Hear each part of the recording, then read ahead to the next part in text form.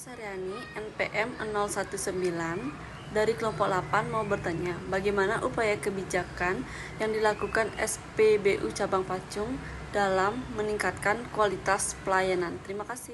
Baik, terima kasih. Saya akan mencoba menjawab pertanyaan dari kelompok 8 atas nama Sri Ani.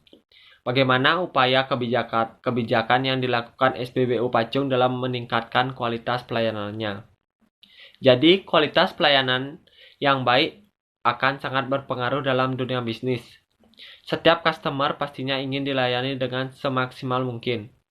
Apabila customer merasa dilayani dengan baik, maka mereka akan senang dan mungkin akan datang kembali. Begitu juga dengan pelayanan yang kami berikan di SPBU Cabang Pacung.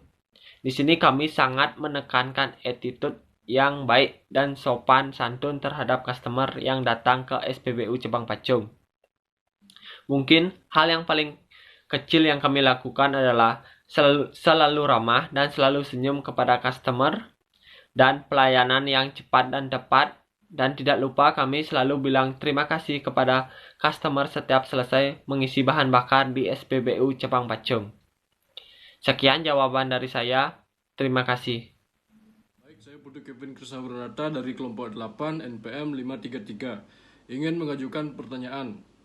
Seperti yang kita tahu, Pertamina adalah perusahaan milik negara terbesar di Indonesia.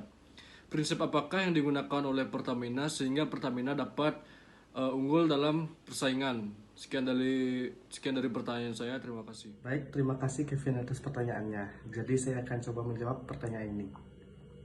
PT Pertamina Persero menggunakan bauran pemasaran dengan prinsip 4P, yaitu produk, price, place, dan promosi. Dengan menggunakan keempat unsur bauran pemasaran tersebut, maka perusahaan akan memiliki keunggulan kompetitif dari pesaing karena bauran pemasaran tersebut. Pelayanan dengan penerapan bauran pemasaran yang efektif dan efisien, maka keputusan pembeli akan lebih memilih kepada produk perusahaan Coulter dan Armstrong. Saya Ayu Rantini, NPM 018 dari kelompok 8 ingin bertanya. Seperti yang kita ketahui, kecurangan atau ketidaksesuaian takaran adalah perbuatan yang sangat merugikan bagi konsumen. Namun, sangat disayangkan, jarang sekali konsumen mendapatkan ganti kerugian atas kecurangan takaran tersebut.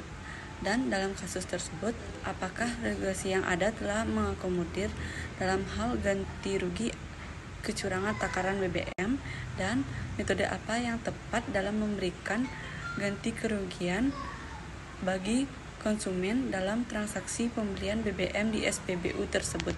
Terima kasih. Saya akan menjawab pertanyaan dari Ayu Rantini.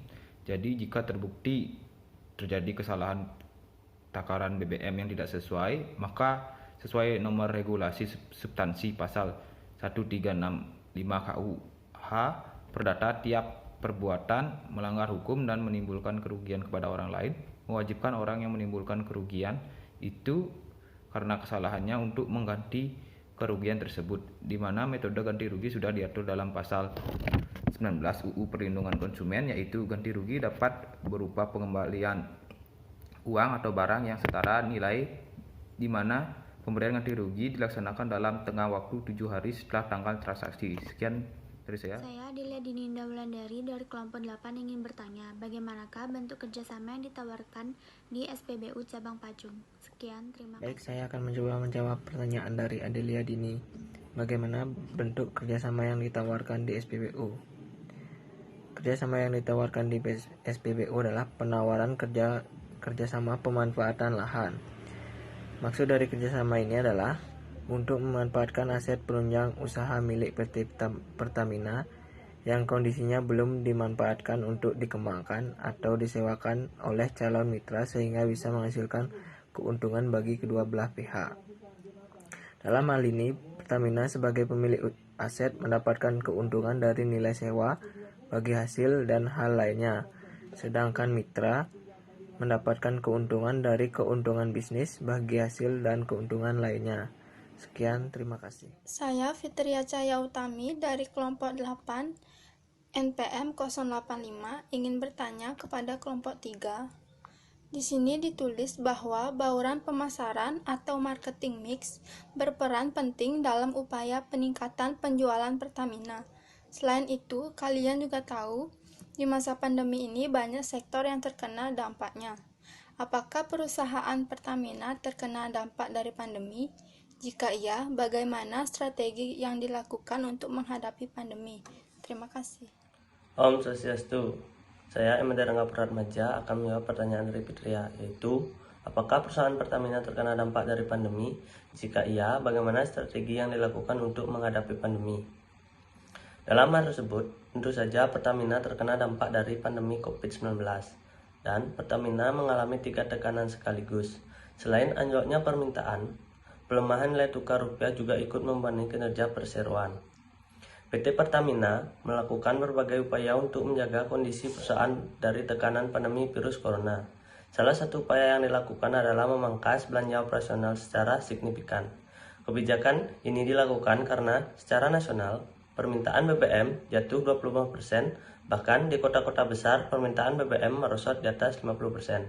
Hal ini dikarenakan bus-bus dan mobil besar lainnya jarang beroperasi. Selain itu, perseroan juga memutuskan untuk mengurangi kapasitas produksi pada sejumlah kilang pada periode April sampai Mei.